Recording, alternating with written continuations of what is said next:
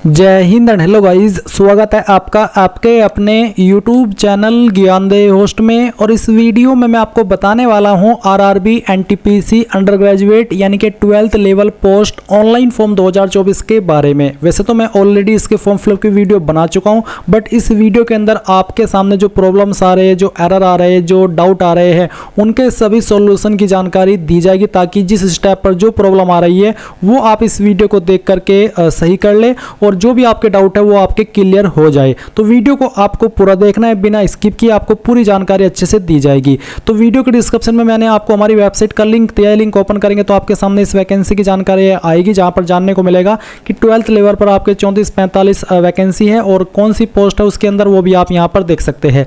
ये सभी जानकारी चेक करने के बाद में आप यहां पर इंपोर्टेंट लिंक के सेक्शन में आएंगे और अप्लाई ऑनलाइन लिंक ओपन करेंगे, फिर आपके सामने ये वाला इंटरफेस आएगा। अब गाइज, अगर आपने इस वाली वेबसाइट का इस्तेमाल करके 2024 के अंदर कोई भी फॉर्म भरा है तो आपका अकाउंट बना हुआ है, आपको नया रजिस्ट्रेशन करने की कोई आवश्यकता नहीं है। आप अपनी रजिस्टर्ड ईमेल एड्रेस और नंबर का इस्तेमाल करके या फिर ये इनमें से कोई एक और फिर आपका जो पासवर्ड है वो एंड देन कैप्चा डाल करके लॉगिन कर लेंगे। पर अगर आप फ्रेशर है, इस वेबसाइट का इस्तेमाल करके अभी तक इस 2024 के अंदर कोई भी फॉर्म आपने नहीं भरा, तो आप क्रिएट एन अकाउंट इसके ऊपर क्लिक करेंगे और यहाँ पर भी आपको नोट में यही इंस्ट्रक्शंस दिए हैं कि अगर आपने भर लिया इनमें से कोई भी फॉर्म जो यहाँ पर दिए गए हैं तो आपका अकाउंट बना हुआ है, आप दोबारा रजिस्टर ना करें, आप पहली वेब डिटेल से ही लॉगिन कर ले। पर आप तो फ्रेशर है, इसलिए आप यहां से इसको कहेंगे कि हाँ ओके और मैं अभी अपना नया रजिस्ट्रेशन करता हूं, तो आप यहां से ओके कर दीजिए। इसके लिए सबसे पहले कंट्री ऑफ नेशनलिटी में आप इंडिया सेलेक्ट करेंगे, फिर पर्सनल इन्फॉर्मेशन में जो भी आपका नाम 10th के सर्टिफिकेट के अकॉर्डिंग है वो आपको यहाँ पर डालना है, उसको दोबारा से डाल करके आपको वेरीफाई कर देना है। अगर आपने 10वीं के बाद में आपका नाम बदला है तो यस करिए, नहीं तो आपको नो करना है। फिर जो भी आपकी डेट ऑफ बर्थ है वो आप यहाँ पर कैलेंडर के ऊपर क्लिक करके सिलेक्ट कर लेंगे, पहले ईयर, फिर यहाँ से आपका जो भी मंथ है वो और उसके बाद में डे, एंड देन उसको दोबारा सेलेक्ट करके वेरीफाई कर लेंगे। फिर आपको आपका जेंडर सेलेक्ट करना है, उसको दोबारा सेलेक्ट करके वेरीफाई कर लेना है। फिर फादर नेम डालेंगे, फादर नेम को दोबारा डाल करके वेरीफाई कर लेंगे। उसके बाद मदर नेम डालना है, मदर नेम को दोबारा डाल करके वेरीफाई कर देना है। फिर आता है आपका आधार कार्ड का नंबर, तो आप आधार कार्ड नंबर डालिए और वेरीफाई यूजिंग आधार इसके ऊपर क्लिक कीजिए। अगर आपके पास आधार कार्ड नहीं है तो आप I do not have Aadhaar card इसके ऊपर क्लिक करके यहाँ पर I do not have Aadhaar card इसके ऊपर क्लिक कीजिएगा और फिर इनमें से कोई भी एक आईडी आपको सेलेक्ट कर लेनी है एंड देन उसका जो भी नंबर है वो यहाँ पर डालना है। इश्यूइंग अथॉरिटी बतानी है कि कौन सी अथॉरिटी के द्वारा आपका ये आईडी जारी हुआ है और कहां से जारी हुआ है, उस स्थान का नाम भी आपको देना होगा। पर अगर आपके पास आधार है तो फिर आपको ये देने की आवश्यकता नहीं पड़ेगी। फिर आप यहाँ पर आपका ईमेल एड्रेस डालेंगे और जनरेट ईमेल ओटीपी पर क्लिक करेंगे तो आपके ईमेल पर एक ओटीपी जाएगा जो कि आप यहाँ पर डाल देंगे। फिर नंबर डालेंगे सेम वे में और मोबाइल वाला जो ओटीपी है वो जनरेट करेंगे और उसको यहाँ पर डाल देंगे एंड देन आप यहाँ पर एक पासवर्ड बनाएंगे। पासवर्ड के अंदर आपके इंग्लिश का कैपिटल लेटर, स्मॉल लेटर, साथ ही साथ कोई एक स्पेशल कैरेक्टर भी होना चाहिए। तो कुछ इस तरह का पासवर्ड बना लेंगे और फिर इसको दोबारा डाल करके वेरीफाई कर देंगे एंड देन एक कैप्चा कोड डाल करके preview and create an account के ऊपर क्लिक करेंगे।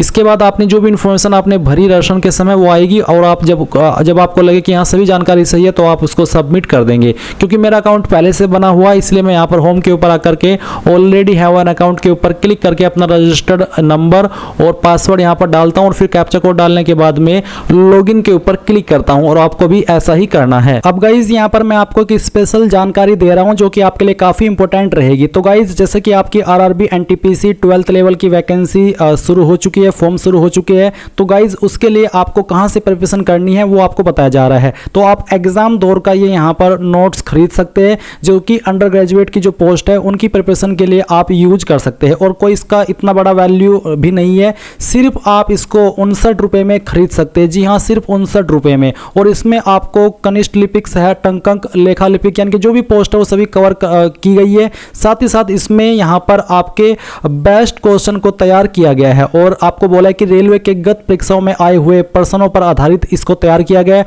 काफी मेहनत से इसको तैयार किया गया है। इसमें 3500 से प्लस अधिक प्रश्नोत्तर का संग्रह है और इसका जो प्राइस है वो मैं आपको बता ही चुका हूं। तो वीडियो के डिस्क्रिप्शन में इसको बाय करने का लिंक दिया है, यहाँ पर गाइज आप इसके जरूर लीजिएगा, क्योंकि चाहे आप कहीं से भी प्रिपरेशन करें किसी भी बैच से, चाहे ऑनलाइन चाहे ऑफलाइन वाली, ये उसमें 4 चांद लगा देगा अगर आप इसको अलग से परचेज करके इस वाले पीडीएफ को प्रिपेयर कर लेंगे। अगर आपने प्रिपेयर कर लिया तो आपके अच्छे खासे नंबर तो बन ही जाएंगे और बाकी जो आप प्रिपरेशन कर रहे हैं वो करते रहिएगा। और वीडियो के डिस्क्रिप्शन में इसको बाय करने का लिंक दिया है, ज़्यादा कोई बड़ा अमाउंट नहीं है, इसलिए मैं आपको कह रहा हूँ कि कहीं से भी नॉलेज मिले उसको इकट्ठी ठीक करनी है, क्योंकि बार बार मौका नहीं मिलेगा। तो जाइए इसको बाय कर लीजिए, कोई सवाल डाउट हो तो पूछ लीजिएगा। अब लॉगिन करने के बाद में आपके सामने ये वाला इंटरफेस आएगा। अभी आप ऑनलाइन एप्लीकेशन के सेक्शन पर क्लिक करेंगे और आपको ऊपर की तरफ जो आपकी अंडर ग्रेजुएट कैटेगरी के अंदर वैकेंसी है वो आपको देखने को मिलेगी। तो पहले आपको यहाँ पर आपका आरआरबी सेलेक्ट कर लेना है।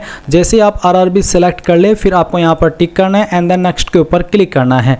गाइज क्योंकि मैंने यहाँ पर पहले से फॉर्म भर करके रखा है तो मेरी जानकारी यहाँ पर फैच कर ली गई है, और अगर आप फ्रेशर है तो आपको यहाँ पर ये सभी जानकारी भरनी होगी, जो कि मैं अभी आपको यहाँ पर बताता हूँ। तो मैरिटल स्टेटस आप बताएंगे कि आप अनमैरिड है या फिर मैरिड है, जो भी है वो आप सेलेक्ट कर लीजिएगा।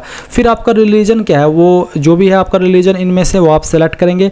इसके बाद सवाल है कि do you wish to avail fee exemption, यानी कि जो SC ST को फी एग्जाम्सन मिलता है, यानी कि जब उनका टियर फर्स्ट होगा तो उनको उसके बाद में सारी फीस वापस कर दी जाएगी, तो क्या आप वो लेना चाहते हैं? अगर हाँ तो यस, नहीं तो आप नो करेंगे। मदर टंग यानी कि मातृभाषा आपकी कौन सी है, जो आपकी लोकल लैंग्वेज है वो आप यहाँ पर सेलेक्ट कर लेंगे। फिर है choice of language for examination, exam की लैंग्वेज आप क्या रखना चाहते हैं, किस लैंग्वेज में आप एग्जाम देना चाहते हैं वही आप यहाँ पर सेलेक्ट कीजिएगा, और बाद में फिर आप इसको चेंज नहीं कर पाएंगे एंड फिर आपको इसी लैंग्वेज में आपका पेपर देना होगा। Permanent visible mark of identification, आपकी बॉडी के ऊपर वो निशान जिससे आपकी बॉडी की पहचान होती है, ये निशान आपकी बॉडी के ऊपर कहीं पर भी हो सकता है, पर अगर आपकी बॉडी के ऊपर ढूंढने के बाद भी कोई ऐसा मार्क नहीं है, और ध्यान दीजिए कि जो प्राइवेट पार्ट की जगह होती है वहाँ पर अगर कोई मार्क है तो उसके बारे में आप नहीं लिखे तो बेहतर है। कोई ओपन जगह जो है वहाँ पर कोई ऐसा परमानेंट मार्क है, बर्थ मार्क या किसी भी तरह का, वो आप यहाँ पर लिख सकते हैं। ना हो तो नो मार्क लिख दीजिएगा। फिर सेकंड, अगर एक से ज़्यादा मार्क है तो सेकंड मार्क लिख दीजिए, नहीं तो आप इसमें नो मार्क लिख सकते हैं। फिर आती कम्युनिटी डिटेल्स यानी कि कास्ट कैटेगरी की जानकारी। तो आपकी जो भी कास्ट है जैसे कि general, SC ST OBC EWS जो भी है वो आप सेलेक्ट कर लेंगे। फिर आपकी जो भी कास्ट है उसका नाम भी आपको लिखना है, सर्टिफिकेट नंबर डालना है, और ये आपका सेंट्रल का बना होना चाहिए। बहुत सारे कैंडिडेट के सवाल आते हैं कि कौन सा स्टेट का चलेगा या सेंट्रल का, तो सेंट्रल का बना होना चाहिए। अब मैं आपको बता दूं कि अगर आपके पास अभी स्टेट का है, सेंट्रल का नहीं है, तो आप एक काम करें, इसमें कुछ भी जानकारी भर दीजिए, कुछ भी भर दीजिए, और अभी आपका जो सेंट्रल का कास्ट सर्टिफिकेट है वो बनना दे दीजिए, क्योंकि इसमें जब एडिट होंगे वो कम से कम 25 अक्टूबर तक होने वाले हैं। तो इतने टाइम के अंदर आपका जो कास्ट सर्टिफिकेट है वो बन करके आ जाएगा, और जब एडिट शुरू होंगे तो आप यहाँ पर वो जानकारी एडिट कर लीजिएगा जो कि आपके सर्टिफिकेट बनने के बाद में आएगी। यानी कि यहाँ पर अभी कुछ भी भर दीजिए, रैंडम कोई भी नंबर, और बाद में इसको सही कर लीजिएगा एडिट के टाइम में, क्योंकि ये एडिट हो जाता है, तब तक आपका सर्टिफिकेट आ जाएगा। अब आता है इश्यूइंग अथॉरिटी, इनमें से किस अथॉरिटी ने आपका सर्टिफिकेट जारी किया है। बहुत सारे कैंडिडेट कहते हैं कि सर मेरा तहसीलदार, नायब तहसीलदार ने जारी किया तो मैं क्या सिलेक्ट करूँ, तो उनको तालुका मजिस्ट्रेट सेलेक्ट करना होगा जिनका सर्टिफिकेट तहसीलदार या नायब तहसीलदार ने जारी किया है। और अगर आपके जो सर्टिफिकेट है उसके ऊपर अलग से लिखा हुआ है पोस्ट का नाम, तो आप वो यहाँ पर इसमें से जो भी पोस्ट है वो सिलेक्ट कर लीजिएगा। एक होता है revenue officer not below the rank of tehsildar, तो ये अलग से पोस्ट होती है। तहसीलदार और नायब तहसीलदार के लिए आपको तालुका मजिस्ट्रेट ही सिलेक्ट करना होगा। फिर आती है इश्यूइंग स्टेट, कौन सी स्टेट के द्वारा जारी हुआ है स्टेट सेलेक्ट कर लेंगे, किस स्टेट में जारी हुआ है वो डेट आप यहाँ पर सेलेक्ट कर लेंगे। फिर जो रेल ट्रैवल पास फ्री मिलता है क्या आप उसको लेना चाहेंगे, अगर हाँ तो यस, नहीं तो आप नो करेंगे। नियरेस्ट यानी कि नज़दीकी रेलवे स्टेशन कौन सा है वो आप यहाँ पर एंटर करेंगे, और जो आपका कास्ट सर्टिफिकेट है वो आपको अपलोड करना है। अब कुछ कैंडिडेट का सवाल होगा कि सर अगर मैं इसमें कुछ भी जानकारी भर रहा हूँ और मेरे पास तो ना स्टेट का सर्टिफिकेट है ना सेंट्रल का, और मैंने फिर भी यहाँ पर कुछ भी जानकारी भर दी, तो मैं क्या अपलोड करूँ। तो आप यहाँ पर इसमें कोई भी रैंडम डॉक्यूमेंट अपलोड कर दीजिए, क्योंकि जब इसमें एडिट शुरू होंगे तब तो फिर आपको इसको अपडेट करना ही है, और ये अपडेट उस वक्त हो जाएगा, कोई इशू नहीं आएगा। ये मैंने आपको एक अलग से जानकारी इसलिए दी ताकि आपका वेस्ट ना जाए, इतना समय आपने वेट किया है वैकेंसी के लिए और आप इस कास्ट सर्टिफिकेट की वजह से फॉर्म को छोड़ दे, तो ऐसा मैं नहीं चाहता। मैंने इसका एक हैक ट्रिक जो भी है वो बता दिया है। अब आते हैं आपका पोस्टल एड्रेस, तो जो भी आपका प्रेजेंट एड्रेस है वो आप भरेंगे। पहले आपकी स्टेट सेलेक्ट करेंगे, फिर आपकी डिस्ट्रिक्ट, उसके बाद जो भी एड्रेस है वो यहाँ पर डाल देंगे। विलेज, टाउन, सिटी क्या एप्लीकेबल होती है आपके एड्रेस पर वो आप लिख देंगे, और आपका पिन कोड भी डाल देंगे। अगर आपका प्रेजेंट और परमानेंट एड्रेस एक ही है तो आप यहाँ पर इस बॉक्स के ऊपर टिक करिए, और अगर अलग है तो अनटिक करके अलग से भर दीजिएगा। फिर आप सेव करेंगे और नेक्स्ट के ऊपर क्लिक कर देंगे। अब यहाँ पर अदर डिटेल के अंदर कुछ सवाल पूछे, जैसे कि क्या आप एक्स सर्विसमैन है, अगर हाँ तो यस करिए, नहीं तो उसको नो ही रहने दे। अगर आप यहाँ पर विकलांग है तो इसमें यस करें, नहीं तो आपको यहाँ पर भी नो रहने देना है। और अगर आपको लिखने में कोई प्रॉब्लम है और आपको स्क्राइब चाहिए उसके लिए, तो आप यहाँ पर इस वाले ऑप्शन में यस करेंगे, नहीं तो आप नो कर दीजिए। अगर आप EBC सर्टिफिकेट यानी कि इकोनॉमिकली बैकवर्ड क्लास कैंडिडेट है तो आप यस करें, नहीं तो आपको नो करना है। क्या आप एक एम्प्लॉय है इंडियन रेलवे के, अगर हाँ तो यस, नहीं तो यहाँ पर भी आपको नो करना है। फिर करंट एम्प्लॉयमेंट क्या क्या है। अगर आप सेंट्रल गवर्नमेंट के अंदर काम करें वो सेलेक्ट करेंगे, स्टेट गवर्नमेंट के अंदर तो वो, अगर पब्लिक सेक्टर अंडरटेकिंग्स के अंदर काम करें तो वो, और अगर आप अभी बेरोजगार है तो आप नॉट एप्लीकेबल के ऊपर क्लिक कर देंगे। फिर आपको बैंक डिटेल देनी है रिफंड के लिए, जो कि आपको टियर फर्स्ट का एग्जाम देने के बाद में रिफंड की जाएगी।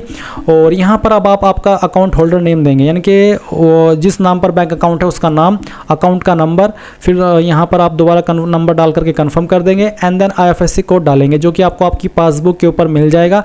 और जैसे आप IFSC कोड डाल करके कन्फर्म करेंगे तो बैंक का नाम और एड्रेस ऑटोमेटिकली यहाँ पर आ जाएगा। फिर आप सेव करेंगे एंड देन नेक्स्ट के ऊपर क्लिक कर देंगे।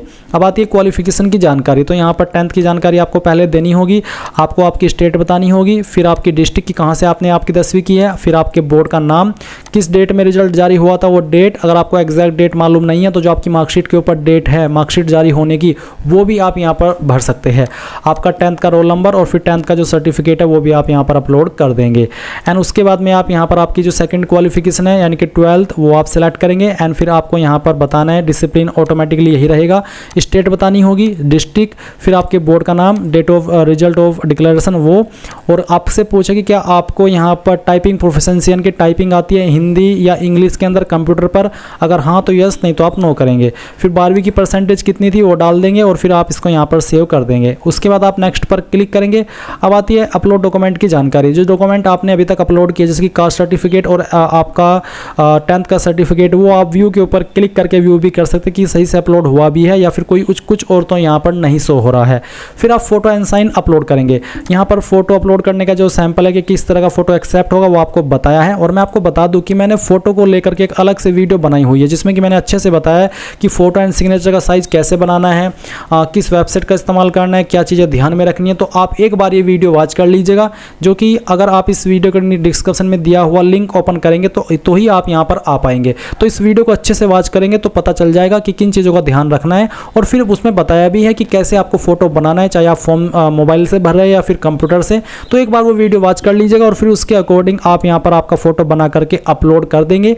एंड जैसे ही फोटो साइन आप अपलोड करेंगे देन नेक्स्ट के ऊपर क्लिक कीजिएगा।